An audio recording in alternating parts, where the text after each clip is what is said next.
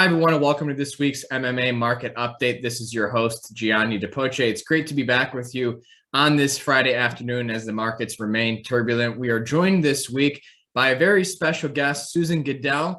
She is a very accomplished and impressive financial astrologer. I had the privilege of meeting her at ESAR in Denver a couple weeks ago. So, Susan, welcome. How are you? Hey, thanks a lot. Yeah, nice to meet you too. Good. And actually, it has been a month since we were in Denver. Yeah. Wow, how time flies. Yeah, indeed. So, thanks for joining us today. Why don't you tell us a little bit about yourself and your background as it pertains to financial astrology? Sure. I have had a lifelong kind of interest in astrology, but spent my day job career in the commodity futures business. That's why I'm in Chicago. And I got that because I grew up on a farm and my dad was interested in the price of corn every day. And I'm like, okay, well, what can make the price of corn every day change? And so I've always been really fascinated with what makes markets move. And I spent my time in the futures industry as a journalist and in marketing, and interviewed people like Ray over the years. And so I always was kind of intrigued by how astrology might fit in with the markets. And so I finally got to the point where I kind of had learned enough by osmosis through my own astrologer work. That I decided to put the two together and began studying it. So that's kind of, and so this is like a second Saturn return job for me. Oh, that's amazing. Well, I have so many questions for you that I want to get to in just a moment. But before I do, I want to take a moment for our viewers to look at what happened in the markets this past week, starting off by looking at a chart of the Dow. We are trading near the lows of the week. And keep in mind, not only is this the last trading day of the week, but the last trading day of the month and quarter. So going out near the lows is a bit of a warning sign as we go into Q4. But, we are just getting through some key geocosmic signatures. We had an opposition between Venus and Jupiter this past week, as well as the trine between Venus and Pluto. And whenever Jupiter is involved, there's going to be exaggerations to some degree. And we're seeing that in terms of market sentiment, a lot of pessimism out there, and for a lot of it, good reason. We also had a trine aspect between Mars and Saturn this past week. Venus ingressed into her ruling sign of Libra on the 29th.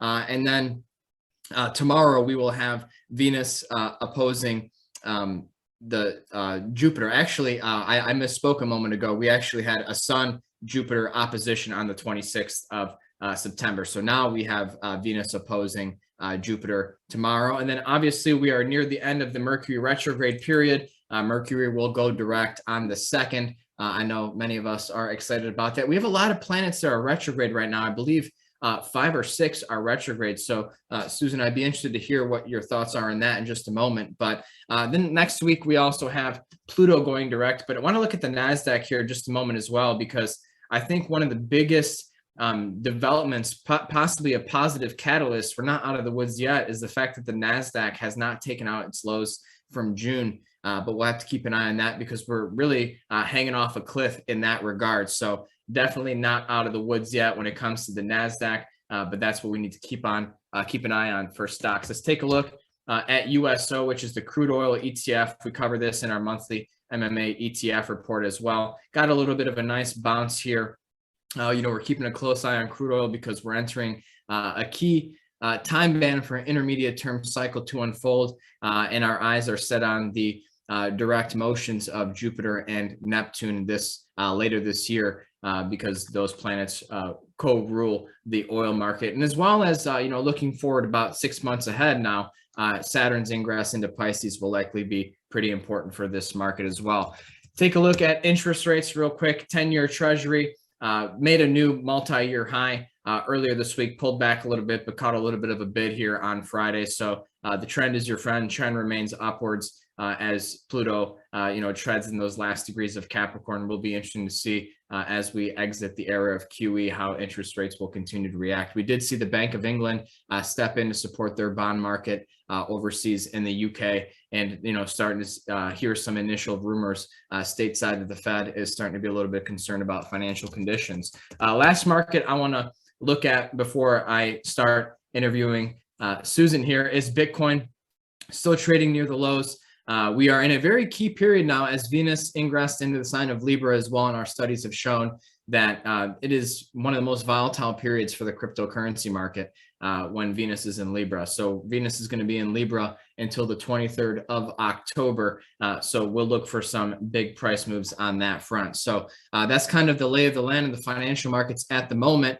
Susan, I have to ask you, what markets are on your radar? I saw you speak at ISAR, like I said. You did some excellent analysis on the Dow and the S&P, but if you want to talk about that, happy to look at that. But any other markets on your radar? Well, immediately the S&P. I think I mentioned in the ISAR platform that astrologically there's the potential for a crash in October. It's the you start with the Christopher Caroline's work in terms of lunar months. The 27th and 28th day of the 7th lunar month is October 20th to 21st. I've then looked at the astrology of different crash dates, and there's some particular signatures that line up with the S&P that occurred this October 21st.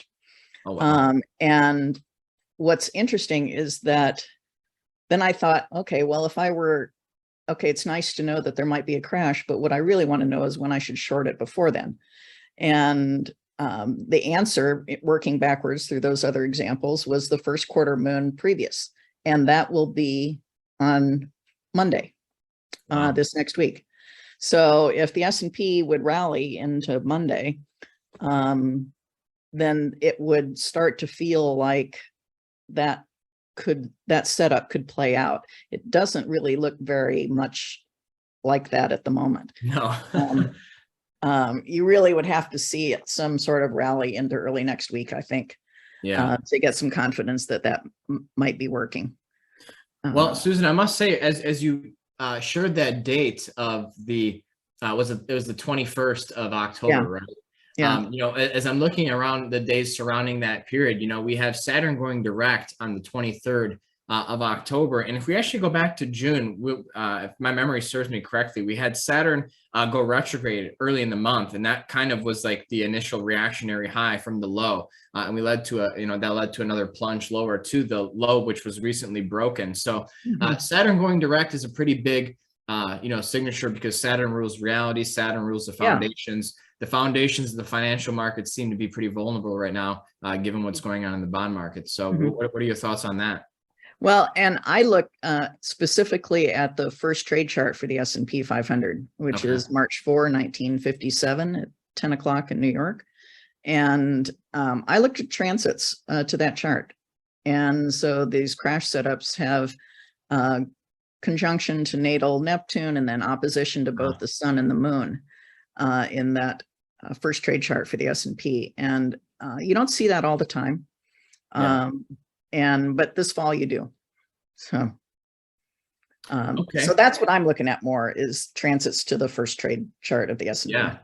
Well, what about during your discussion at ISAR, you talked about the Saturn waning square Uranus, and your work on that was pretty impressive. So we're in that now. I think we're kind of around the closest that they get. It's not an exact aspect, but could you speak to that a little bit, please? Yeah, I've looked at the Saturn Uranus cycle, which is 45 years. And I compare it to the Dow, actually, not the S&P, because the Dow started in 1896, 1896, and the first Saturn Uranus cycle was like in January of 1897 or something like that. And so we're in the third cycle now since the Dow began. So it's not statistically relevant, but the pattern has held up through all three cycles. And the pattern is that the stock market, as tracked by the Dow, makes a low at the conjunction, makes a high at the first square, sets back a little, but basically it still stays in a bull market until a record high at the opposition. Then it corrects from the opposition anywhere from say 30 to 60%, and then takes 6 years to get to rally back to that previous record high. And then it rallies into the final square. And the final square for Saturn Uranus was 3 times exact in 2021. Yep. The market topped in January 4 of 22. Yep. And now we're going to get a little reprise here. It's not exact, but it comes pretty close Right. over here in the next couple of weeks. So I really think that the pattern's holding up, that there's a high at the final square in the 45-year Saturn Uranus cycle that we're in right now. And so the question is, how much does it correct? And then it typically picks up a little at the final sextile, which will happen in 25, 26. And then with other cycles that are going on, the Jupiter-Saturn opposition in 2030, Jupiter opposite Uranus in 2030, I think we're going to get a pretty big high in 2030. Like how high depends on how much it corrects between now and 25, 26. And I think you got to for sure look at the 26,000 level on the Dow, which would equal the correction from the second cycle in the 1940s. I think the COVID, and we're pretty close to that actually. Yeah, we're not only not even 3,000. We're at 29 and change now, right? Yeah. Yeah. So 26 seems like maybe it's a little too close. Yeah. So to me, just from a technical point of view, the COVID low in 2020 looks like, a 50% correction at 18,000 something. Looks like it would be another kind of place to look for it to stop. Yeah. And then, but if it got as bad as the Great Depression, and from the high in 29 to the low in 32, the Dow fell 89%. And if that were to be the case, and this all happened, within this, between the square and the sextile, Right. in the span of 2-3 years, 4 years, we'd be to 4,000 on the Dow. Wow. Well, that would be, I think life would change quite a bit if we went to 4,000 on the Dow. Yeah. So, we aren't there yet, but I do think watching the 26,000-ish kind of level in the Dow is going to be really critical to how it might play out going forward. But I do think that this high in January is probably it. Well, interestingly as well, Susan, is when we had this COVID low of 2020, we had we were within 4 degrees of that square of Saturn Uranus as well. So, it didn't show up in the ephemeris there as well. But if you're looking at the zodiac wheel, so to speak, you could have seen it there. And actually, I thought the high in February was it. I thought, well, it's early. Yeah. And that was a pretty dramatic crash. I mean, from a qualitative standpoint, what does Saturn do? Saturn restricts, Uranus shocks. And so many of the, this was a supply chain shock from the lockdowns that led to that initial crash. And now we're kind of in the season of a monetary shock, as, we're seeing the fragility of, these interest rate hikes and the draining of liquidity from the monetary system and the impact that that's having. My next question, you kind of already segued into it, was, what other important geocosmic signatures are on your horizon? You started talking about that, with the, the 2030 time period, but anything in the, in the next 6 to 18 months that's on your horizon? Well, just kind of short term, I'm kind of interested to see how the Mars retrograde will play out against the US Sibley chart. It's conjuncting Uranus, the descendant, and natal Mars. Wow. 3 times each. Yeah. And the Mars conjunction is next week. Next Tuesday, October 4th. Okay. And, Mars return for the United States, I mean, it happens every couple of years, right? Right. But going into election season, it seems like it'll be interesting to see how it might play out in terms of how the country sets new goals. And I use the Sibley chart, and so this is in the 7th house. what does that mean for open enemies of the country? Right. That sort of thing. So we're in that right now and have been since Labor Day, and Mars doesn't finish with those transits until early March. So all of that, Mars conjunct Uranus, upsets and explosions, violence, and then conjunct the descendant specifically about partnerships, enemies, allies, enemies, that sort of thing. And then with Mars about new goals. So coming into election season, I think it'll be interesting to see how that plays out during the Mars retrograde period. Yeah, not to mention we have a lunar eclipse on election day as well. Oh my God. Yeah, so it's going to be it's going to be a wild one. There is no doubt about that. Yeah. So my last question for you is kind of broad, any other geopolitical mundane events, any countries or any other markets on your horizon, Susan? Well, actually, just for fun, the King Charles coronation. Okay, that's interesting. Yeah, tell us about that. It's interesting. I think I'm hoping to see that they have a royal astrologer on board. Really? Who, says, oh, you should be coronated when transiting Jupiter is going through your 10th house, conjunct your natal moon at 0 Taurus, which would be May 17th, 21 of next year. Yeah.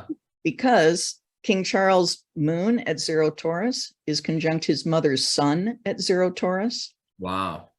And opposite his son's, Prince William's, natal Jupiter at 0 Scorpio. Wow. So to have the coronation with Jupiter in line with all of those, I think would be astrologically cool. Yeah. So maybe he'll see this video and decide that it's time. That's the time to do it. Yeah. And then other things that are, I think, kind of fun. I was looking at Apple this week because it cut the deal with the NFL to run the Super Bowl halftime show. Yeah. And once again, kind of just for fun, I was looking at it, and Jupiter has been making 3 passes versus Apple's natal Sun Jupiter conjunction. It started trading just before the Jupiter Saturn conjunction in Libra in 1980. And so Jupiter right now is making 3 passes opposite that, and it's rallied during the first 2. And I find it really interesting that the final pass of that, transiting Jupiter opposite Apple's natal Jupiter Saturn, is exact February 8 and February 13 of next year. And the Super Bowl is February 12. Oh, wow. Okay. So I think there will be a lot of interest in Apple heading into the Super Bowl that could be helpful to the stock price. But I think that it'll kind of peak with the Super Bowl. Yeah, well, as I look at this chart from a pure technical standpoint, I really don't want to see Apple below 130. I mean, this is such an important stock for the overall market. So many of the index funds or the ETFs, so many passive investors own Apple. They might not even know it, but when a stock like this starts to roll over, it can bring the market down. So definitely need to keep an eye on this one. So thank you for sharing that. Well, Susan, that's all the time that we had for today. Thanks again for joining us. Sure. I do have a couple final announcements for viewers. We just published our monthly MMA addendum report written by MMTA graduate Puyan Zulfagarnia. So would encourage you to check that out. And then we, of course, have our other reports on the cryptocurrency markets. We would encourage you to have a look at as well. You can find that at www.mmacycles.com. Susan, where can viewers of ours find you and your work? At my website, susangidel.com, just my first and last name.com. And actually more about the, I just posted a blog this morning about the potential crash setup with all the details and stuff like that. Okay, well, for end of next month. Yeah, I saw you at ESAR a month ago, and you were all over this crash signature, and so far you're looking. We'll see. Good on it. We'll see. But, you know, like they say, it's buy a put in October. Yeah. What does it hurt, right? Yeah. Yeah. Okay. Well, thanks again, Susan. It's been a real pleasure. And thank you everyone for watching. We'll be back at next Tuesday, same time, same place. Have a great weekend. Bye-bye. All right. Thanks so much.